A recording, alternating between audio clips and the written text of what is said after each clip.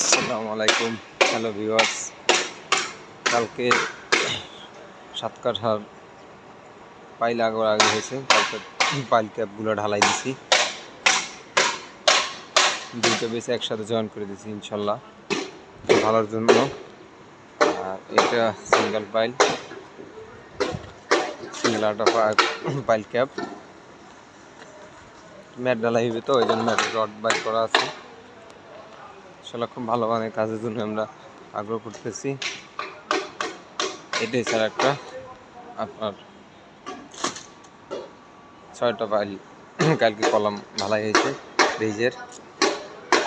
একটা রেডি হয়েছে, একটা 3 পাইল রেডি করতেছি, ওই একটা রেডি হয়েছে।